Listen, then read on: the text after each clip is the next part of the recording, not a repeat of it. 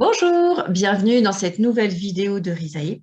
Aujourd'hui, je vais vous apprendre comment contourner le site booking.com pour pouvoir trouver, pour pouvoir sélectionner le meilleur hébergement pour vos vacances. Je vous partage mon écran tout de suite. Là, par exemple, vous voyez que j'ai tapé une requête « Hôtel au bout du quai à Granville ». Vous vous en êtes peut-être déjà rendu compte lorsque vous tapez un hébergement, un hôtel, un camping, une location de vacances. En général, vous ne vous en rendez peut-être pas compte, mais vous êtes déjà en fait sur le site Booking. Vous voyez, là, c'est un hôtel qui est à côté de la gare de Granville. Lorsque j'ai tapé le nom de l'hôtel, moi, je peux éventuellement penser que je suis déjà sur le site vraiment de l'hôtelier, alors qu'en fait, vous le voyez là, vous êtes déjà sur le site de Booking.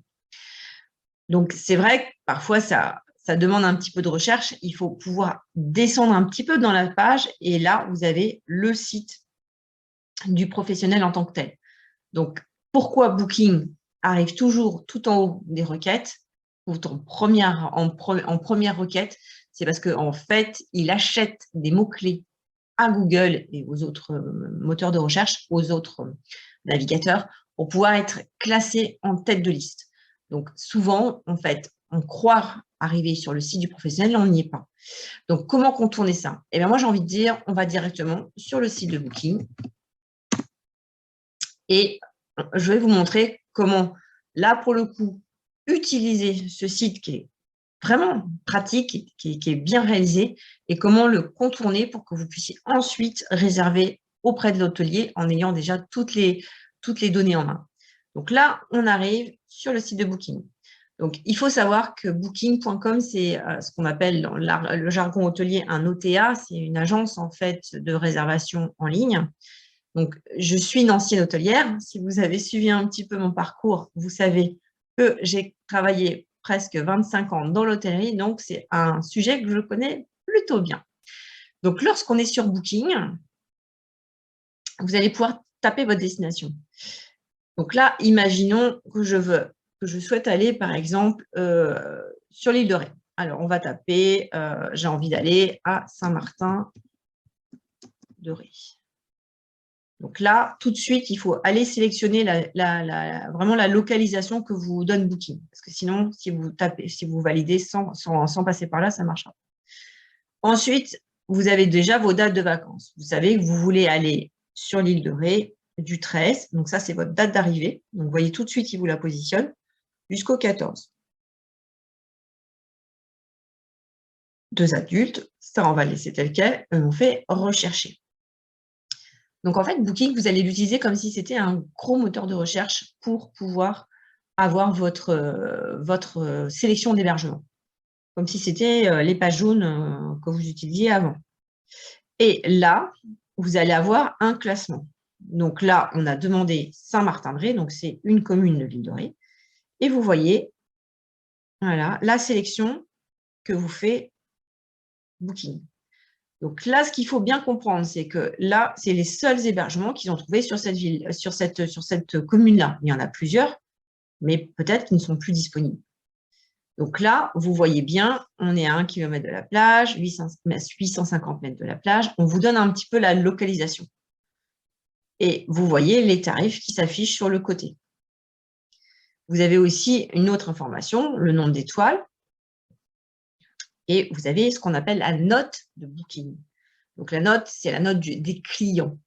Donc, contrairement à TripAdvisor qui va laisser n'importe quel internaute mettre un avis, même s'il n'a pas dormi dans l'hôtel, Booking impose que vous ayez réservé et que vous ayez payé votre nuit à l'hôtel pour ensuite pouvoir laisser un avis. Donc, j'ai tendance à davantage croire les avis des clients de Booking plutôt que ceux de TripAdvisor ou de Google My Business, par exemple. Là, il faut vraiment avoir été client pour pouvoir laisser un avis. Donc, après, on peut bien sûr avoir des personnes qui vont être connues par l'hôtelier et qui vont peut-être laisser un très, très bon avis, ou d'autres qui vont être des concurrents et qui vont quand même payer chez Booking pour pouvoir laisser un mauvais avis et faire descendre la note. Cette note, elle est sur 10. Donc là, cet hôtel a une note de 8,6 sur 10. Donc, si je dois la comparer à l'hôtel suivant, on voit bien qu'on n'est pas sur la même notation. La note est plus bas.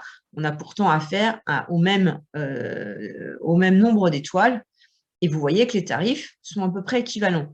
Donc, c'est vrai que sur une première approche, j'aurais tendance à me dire, bon, bah, peut-être que entre ces deux hôtels-là, je vais peut-être choisir celui-ci, parce qu'on voit qu'il y a quand même 1049 clients qui ont laissé un avis, alors qui sait qu'il y en a 607, et qu'en plus, la note n'est pas excellente quand même par rapport à l'hôtel de Gaillon. Mais bon, il faut toujours prendre des précautions, et il ne faut pas hésiter à aller cliquer ici dans les avis pour voir les avis que les internautes ont laissés. Donc ça, c'est vraiment, j'ai envie de dire, un critère important pour pouvoir vraiment choisir, sélectionner l'hôtel en tant que tel. Là, on est vraiment juste sur une phase de prospection. Donc là, par exemple, on a cliqué sur l'hôtel Le Galion. Vous voyez, ici, on est là. Donc, quand j'ai cliqué là, j'ouvre une autre page. Donc là, je me retrouve sur une page annexe. Donc, vous pourrez toujours fermer cette page-là et revenir à votre sélection, ici. Donc là, j'ai toute ma sélection. Et quand je clique dans un des cadres, j'ouvre une autre page.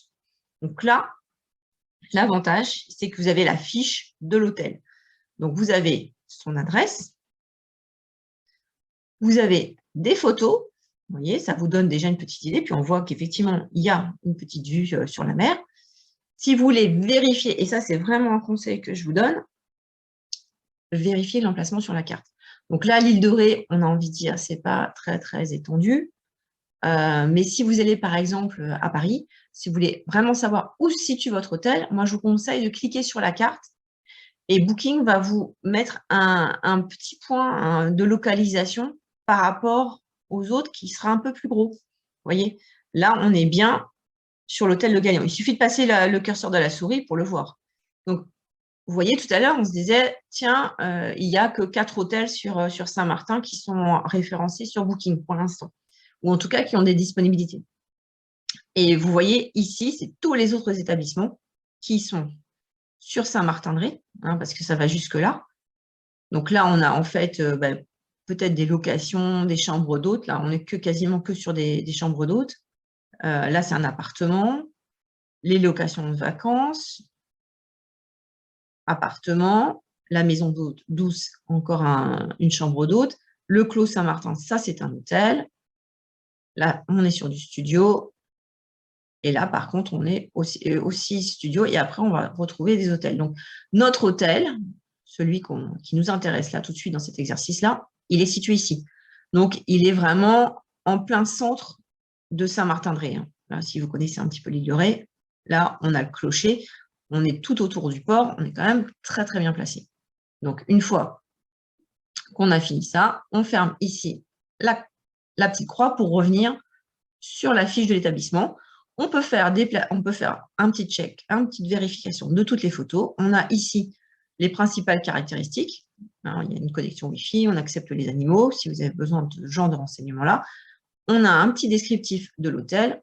Et si vous souhaitez lire les avis, en fait, on vient ici et on voit vraiment le détail des avis. Comment se positionnent en fait les clients par rapport à la notation sur le personnel, le rapport qualité-prix, la situation, le confort, la propreté et les équipements. Et donc, moi, ce que je vous engage à faire, non pas de trier les commentaires par le filtre plus pertinent, mais aller chercher le filtre les plus récents. Parce que vous êtes bien informé qu'en ce moment, il est très difficile de trouver du personnel. Donc, un hôtel peut être très bien classé par rapport à l'équipe de la saison précédente et ne pas forcément avoir des très bonnes notes sur les 15 derniers jours en fait, du moment où vous commencez à consulter en fait, le site de Booking. Donc, essayez de regarder, j'ai envie de dire, les avis des clients qui datent de moins d'un mois. Au moins, comme ça, vous avez vraiment une photo, un instantané en fait, de la situation de l'hôtel et comment se sont passés en fait, les séjours des clients. Donc là, on a effectivement des clients belges, Pays-Bas, et là, on a des clients français. Donc, vous voyez, là, par exemple, ce client-là, il a mis un un petit commentaire négatif sur l'insonorisation de la chambre, j'ai envie de dire, ce détail, il vaut de l'or. Parce que là, vous, maintenant, parce que vous savez qu'il y a peut-être des chambres qui sont mal insonorisées, c'est à vous d'insister en contactant l'hôtelier en disant « J'ai vu dans un commentaire qu'il y avait quelques chambres peut-être qui n'étaient pas bien insonorisées. Moi, j'ai un sommeil léger. Est-ce que vous pouvez m'assurer que je serai dans une chambre qui soit peut-être au bout du couloir ou dans l'ascenseur ?» Là, c'est des commentaires qui valent vraiment leur pesant d'or. Chambre un peu étroite, donc là, donc peut-être que pour une nuit ou deux, c'est intéressant. Si vous voulez faire un séjour de 15 jours, ce ne serait peut-être pas à votre aise. Exceptionnel, il n'y a pas d'ascenseur. Là, c'est peut-être important quand on a beaucoup de bagages ou quand on a un handicap. Et donc là, on revient, vous voyez, là, c'est tous les séjours, tous les derniers avis du mois de juin. Donc là, lorsqu'on a fini ça de la même façon, on va sortir de là en cliquant sur la croix.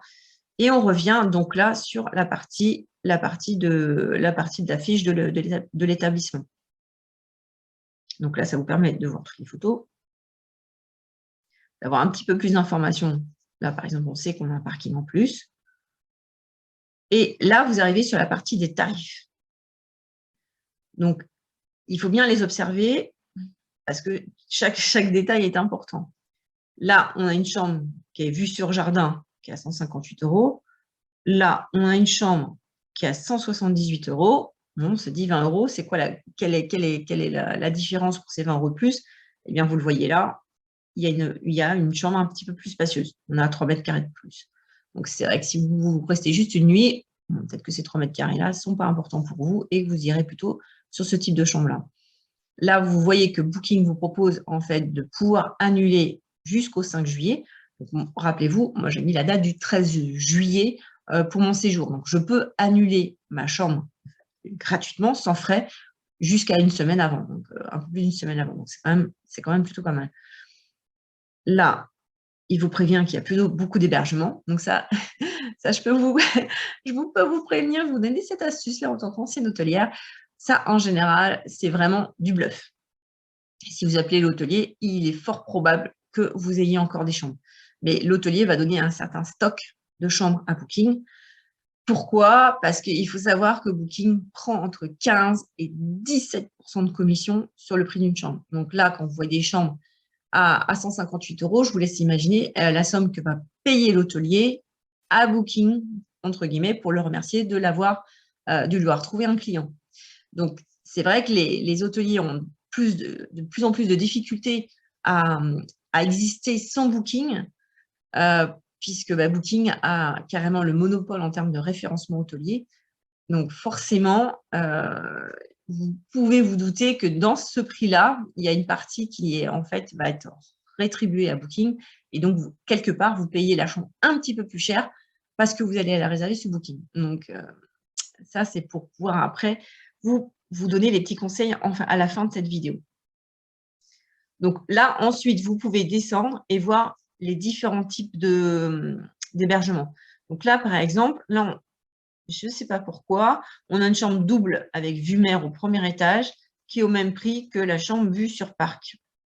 Peut-être que celle-ci est au rez-de-chaussée, je ne sais pas. Elles sont au même prix, donc j'ai envie de dire, au même prix, on a peut-être intérêt à prendre la vue mer. Je ne sais pas pourquoi, c'est la même taille de chambre. Parfois, il y a des choses qui sont un petit peu étranges. C'est l'hôtelier qui n'a peut-être pas anticipé ça. Là, on a une chambre supérieure. Là, par contre, on ne sait pas si c'est vue mer ou pas. Ça, faut deviner. Voilà. Et donc là, vous avez un peu les différentes cales tarifaires que propose l'hôtelier. Ça, c'est l'hôtelier qui détermine ça. À combien, en fait, il va fixer ses chambres. Soi-disant, là, on vous explique que vous faites une bonne affaire parce que, soi-disant, la chambre est à 223 au lieu de 208. D'où vient cette différence? C'est souvent parce qu'en fait, les derniers prix qu'ont mis l'hôtelier étaient au-dessus des tarifs qui sont affichés là. Parce qu'il faut savoir qu'un hôtelier, plus vous réservez en amont, normalement, plus vous réservez tôt, plus les tarifs sont bas. Et donc là, comme les derniers tarifs, entre guillemets, ont été vendus sur Booking étaient au-delà, Booking est en train de dire « Ah ben par rapport au prix que fait l'hôtelier d'habitude, vous avez de la chance, le prix est un peu moins fort. » Voilà, à prendre avec des pincettes aussi. vous ne vous fiez pas trop à ce prix barré. Hein. C'est en raison de certaines statistiques des dernières ventes faites par l'hôtelier sur Booking. Ce n'est pas vraiment la réalité. Ça ne veut pas dire que normalement, le prix, il est à cette valeur-là. Il est peut-être à cette valeur-là lorsque vous réservez 24 heures avant. Et en général, 24 heures avant, sur l'île de Ré, au mois de juillet, je peux vous dire, vous ne trouvez pas de chambre. Donc, vous y fiez pas. Donc là, on vous dit, voilà, pour quelles raisons vous pouvez éventuellement choisir en fait cet établissement plus qu'un autre et les proximités des plages. Là, on a un petit rappel sur les derniers avis et toutes les questions que vous pouvez vous poser sur l'hôtel, ce que vous pouvez faire à proximité. Donc en plus, Booking vous fait un petit peu l'office du tourisme local. On vous explique voilà, tous les attraits en fait, de l'île de Ré et ce que vous pouvez faire pendant vos vacances. On a tout au fond de la page le récap de tous les services de l'hôtel. Voilà. Et on vous précise quel type de langue on parle. À quelle heure vous pouvez arriver, à quelle heure vous devez partir. Vous voyez, tout est renseigné sur une seule page. Donc, j'ai envie de dire, c'est quand même très, très bien fait. Vous n'avez pas besoin de fouiller tout le site internet de l'hôtelier, comme c'est souvent le cas, où vous avez des informations ici, des informations là. Non. Booking, il a quand même un esprit assez synthétique en termes de présentation. Et donc là, sur une seule page, vous voyez, là, je n'ai pas quitté la page, j'ai toutes les infos.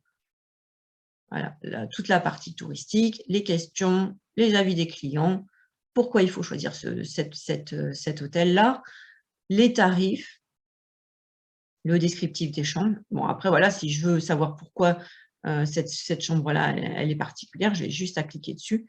Et voilà, moi, je vais ici avoir comme une petite visite de la chambre.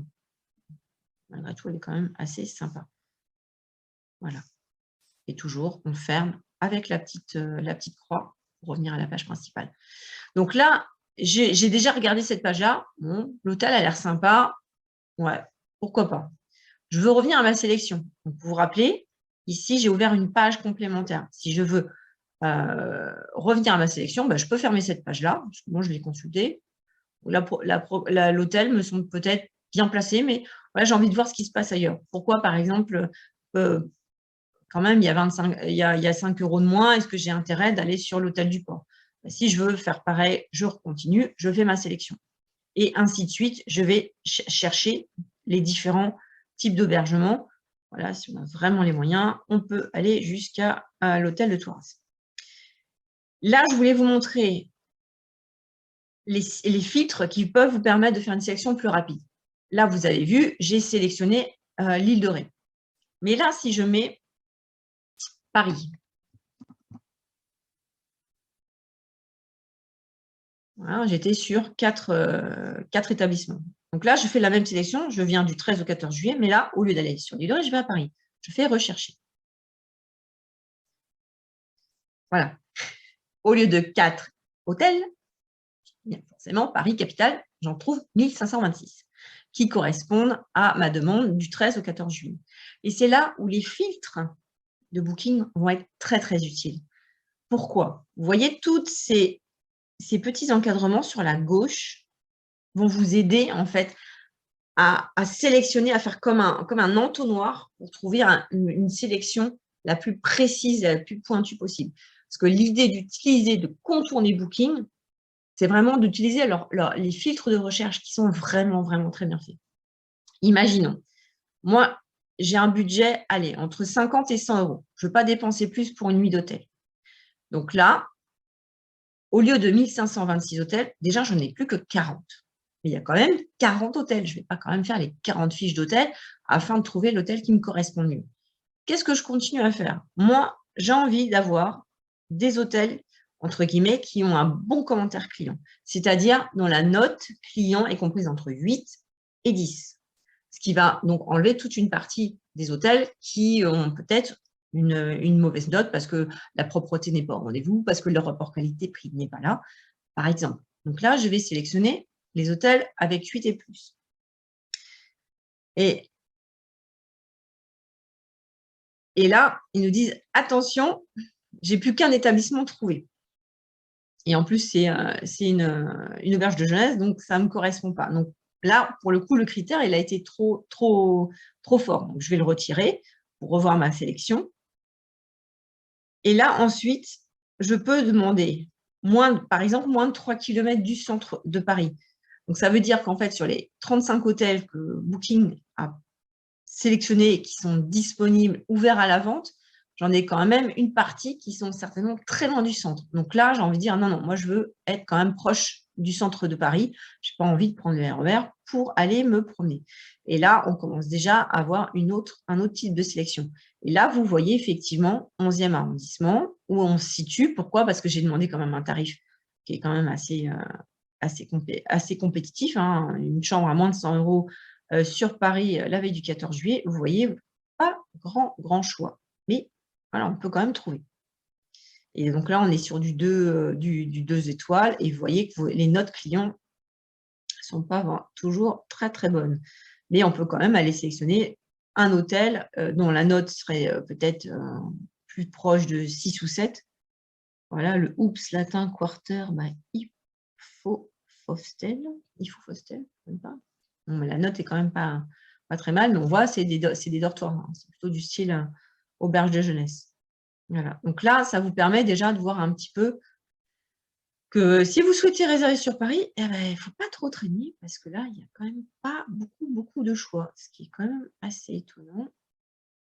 Donc là, si je souhaite vraiment aller sur Paris, mais je suis prête à mettre un peu plus cher, parce que là, je ne suis pas super ravie en fait de la sélection, eh ben, je vais aller cliquer sur ce critère-là.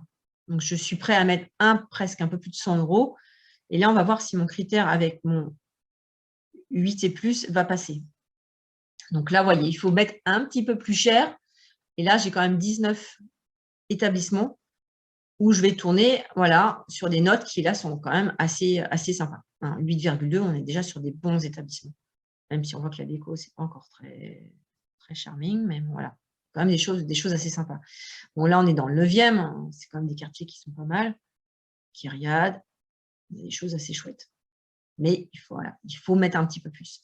Donc, toujours, je vous rappelle, lorsque vous avez sélectionné, vous pouvez les chercher aussi dans les filtres, les étoiles. Donc là, il n'y a qu'un hôtel, vous voyez, on voit le filtre. Si je fais moins d'1 kilomètre, je n'aurai qu'un hôtel qui correspondra à ce critère-là. Là, ça veut dire qu'il faut quand même sortir un petit peu du premier arrondissement. On peut aller sélectionner un hôtel qui fait des massages ou qui propose un centre de remise en forme, des annulations gratuites. Là, on a majoritairement des hôtels, mais si je voulais juste des chambres d'hôtes, des appartements, j'ai quand même une référence qui correspond. Les notes, voilà, 8. Mais bon, si je peux aussi baisser mon critère à 7, une note de 7, voilà, tout de suite, j'ai 65 hôtels qui peuvent être disponibles. Et tous ces critères-là, vous voyez, sur la gauche, vous pouvez venir, au fur et à mesure, en fait, les cliquer pour pouvoir sélectionner l'hôtel qui vous correspond le mieux. Donc là, en plus, vous voyez, il vous met même les quartiers de Paris. Donc plutôt que, enfin, surtout pour vous, si vous ne savez pas, si vous ne connaissez pas bien Paris, si vous voulez vraiment le centre, ou par exemple le 2e arrondissement ou le centre de Paris, là, vous venez cliquer ici. Et là, vous n'avez plus que 4 hôtels qui correspondent. Le Jardin des Plantes, le Libertel, Austerlitz. Ça, c'est une chaîne que je connaissais bien, j'y ai travaillé. Et on a aussi un bed and breakfast. Donc, entre un bed and breakfast et un hôtel, j'ai envie de dire, je choisis l'hôtel. Hein. Donc là, si je vais sur cet établissement-là, je clique toujours sur la carte pour bien repérer. Si je ne connais pas bien Paris, c'est quand même plutôt pratique, voir s'il y a une station de métro, par exemple, à côté. Donc, d'abord, toujours vous rappeler, on clique sur la fiche de l'établissement et ensuite, on fait voir sur la carte. Donc là, il me le propose tout de suite. Donc là, il va afficher la carte de Paris. Et là, carrément, on voit voilà, où est l'établissement. Il est là, au niveau du Jardin des Plantes. Donc, c'est plutôt pas mal comme... Ouais, on est quand même pas loin du quartier latin. On peut dire que c'est quand même un quartier assez sympa, pas loin de Montparnasse. Pour nous qui arrivons de grandes villes, c'est pratique. Alors, on n'est pas trop loin non plus de Notre-Dame, de l'île Saint-Louis. Bon, voilà, c'est quand même, j'ai envie de dire, un établissement qui est plutôt bien placé. Donc ensuite, comme d'habitude, vous avez la fiche de l'établissement et là, vous retrouvez en fait les tarifs. Donc, là où je voulais en venir, une fois que vous avez sélectionné votre établissement, vous savez où vous voulez aller, imaginons, c'est cet établissement-là qui vous plaît. Vous dites, bon, ben voilà, moi, 146 €, c'est le maximum que je suis prête à payer pour un établissement sur Paris à cette période de l'année-là. Comment je vais faire, en fait, pour pouvoir trouver le téléphone de l'hôtel et l'appeler? Parce qu'elle est là, l'astuce. L'astuce, c'est pas de réserver sur Booking. Non. L'idée, c'est d'aller trouver le numéro de téléphone ou le site internet de cet établissement-là pour le contacter et lui dire: «J'ai vu votre établissement sur Booking. Je suis intéressée pour tel séjour. Est-ce que vous avez encore des chambres? Oui, non».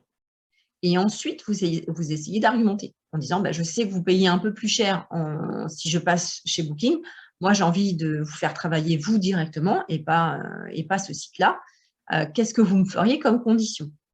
Donc là, pour trouver en fait les coordonnées de l'hôtel, bah, le plus simple, voilà, c'est de prendre toutes ces références-là. Donc je vous rappelle comment on fait un copier-coller. Vous venez mettre je fais un clic gauche là, juste devant le L de Liberté l'hôtel. Je viens sélectionner tout ça et je peux même descendre, prendre là, même la référence de l'adresse. Là, une fois que j'ai bien maintenu mon clic gauche enfoncé, je lâche, je fais un clic droit, je fais copier, je viens ouvrir une page internet et ici, je fais un clic droit à nouveau, je fais coller et là, je fais entrer. Donc là, forcément, Booking, comme il est le meilleur site qui référencie, eh ben là, vous voyez, vous êtes encore sur Booking. Donc, il faut descendre un petit peu. Et ici, voilà, juste là, vous avez le site officiel. C'est ça qui va vous aider. C'est le site officiel de cet hôtel. Faites un clic gauche et vous arrivez sur le site de l'hôtel. Et là, on voit bien, là, il n'y a pas marqué booking.com. Là, vous êtes sûr que vous êtes sur le site de l'établissement. Donc là, on fait continue sans accepter les cookies. Et là, vous avez le site. Et à partir du moment où vous êtes sur le site, il n'y aurait pas des bons avis, on va cliquer sur Contact. Et ça y est, vous avez les coordonnées de l'établissement. Donc là, vous n'avez plus qu'à passer un petit coup de téléphone, vous dire que vous avez été conseillé et qu'on on vous a recommandé d'appeler l'hôtel en direct et pas de passer par Booking et que voilà, vous seriez ravis d'avoir un petit plus. Donc le petit plus, ce n'est pas forcément une remise sur le prix de la chambre, ça pourrait, puisque comme vous savez que Booking va facturer entre 15 et 17 et à Paris, il y a de fortes chances que ce soit 17 de commission. En fonction du prix que vous voyez sur le site de l'hôtel, vous pouvez varier en fait votre négociation. Mais voilà, sentez un petit peu les choses. Allez pas brutalement en disant: «Oui, je sais que vous avez 17 de commission, donc moi, vous me faites tel tarif, sinon je vais réserver chez Booking». Non, c'est pas l'idée, elle n'est pas là. Essayez d'être flexible, essayez de négocier en douceur, surtout que vous ne savez pas toujours à qui vous avez affaire. Vous pouvez avoir une réceptionniste qui vient juste d'arriver, qui n'a pas vraiment des notions de négociation et qui ne connaît pas les conditions que font Booking. Donc, essayez de voir si vous avez affaire à quelqu'un qui a l'habitude. N'hésitez pas à demander à parler à la chef de réception, par exemple, si vous voyez que la personne n'est pas habilitée en fait, à prendre ce genre de responsabilité et à vous accorder une faveur sur la réservation. Et vous pouvez négocier. Parfois, c'est le petit déjeuner qui peut être offert. Ça peut être un surclassement, c'est-à-dire que vous avez envie d'une chambre un peu plus spacieuse. Vous avez vu sur le site de Booking que la chambre supérieure, il fallait compter quand même 20 ou 30 ou 40 € de plus. Ça, vous pouvez essayer de le négocier avec l'hôtelier. C'est un petit plus qu'il peut vous faire. Ça peut être une place de parking, ce qui est quand même, lorsqu'on va sur Paris, ça peut être quand même un vrai point fort. Pourquoi pas un départ tardif? Si vous avez un train à 21 h, vous savez que les hôteliers, en général, ils vont vous demander de libérer la chambre à midi. Et ça peut être aussi une façon de négocier en disant: «Ben voilà, moi, j'ai un train un petit peu plus tard, j'aurais apprécié si vous n'avez pas d'arrivée derrière, de pouvoir conserver la chambre un peu plus tard». Si vous dormez, par exemple, de la nuit du samedi au dimanche, dans la plupart des villes de France qui accueillent des touristes, les touristes partent tous le dimanche matin. Donc, en général, l'hôtelier, C'est rare qu'ils fassent venir beaucoup de femmes de chambre pour nettoyer l'hôtel le dimanche parce que, en général, on paye un peu plus les équipes, c'est un petit peu normal.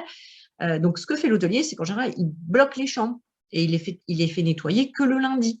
Donc vous avez peut-être moyen de convaincre l'hôtelier de vous laisser conserver la chambre jusqu'à 19h, 20h, ce qui est quand même appréciable parce que vous laissez vos valises dans la chambre, vous pouvez les continuer d'aller vous promener sur Paris, revenir à 18-19h, vous prendre une petite douche, surtout s'il fait chaud comme en ce moment, et repartir tranquillement vers la gare, plutôt que de vous promener avec vos sacs et vos valises pendant toute la journée.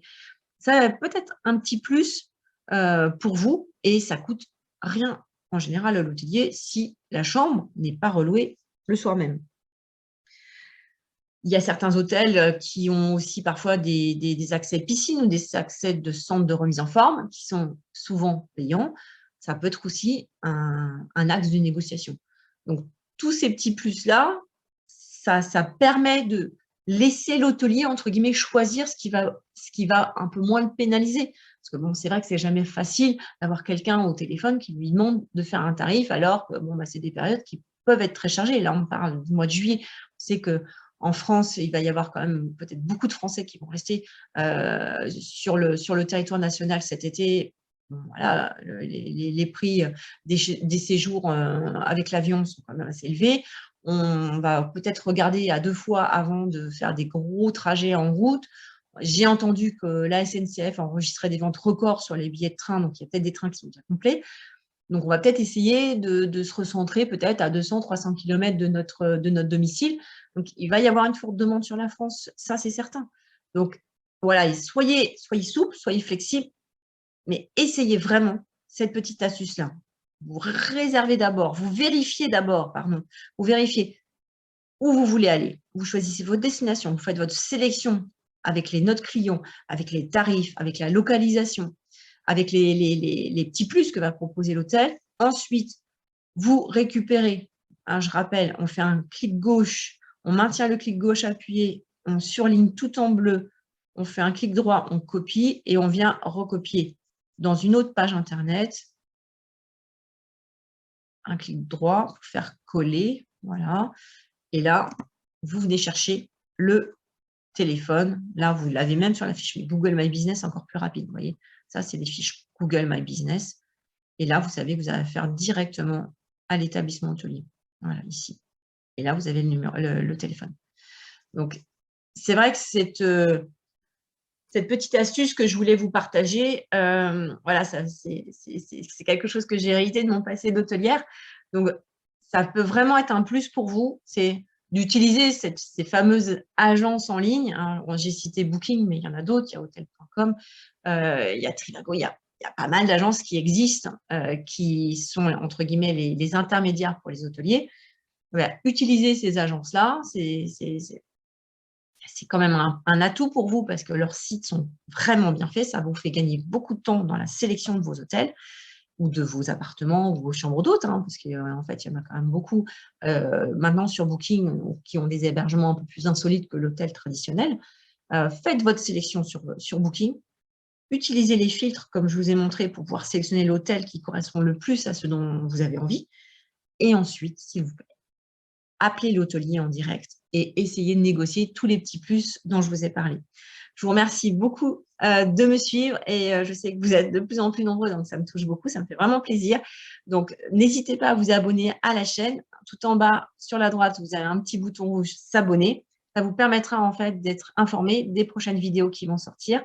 Et si vous souhaitez vous inscrire à ma newsletter, donc c'est une infolettre qui sort toutes les 3 semaines sur le site de risae.fr, www.risae.fr, et vous pourrez comme ça recevoir aussi d'autres informations. Merci beaucoup, à très vite, au revoir.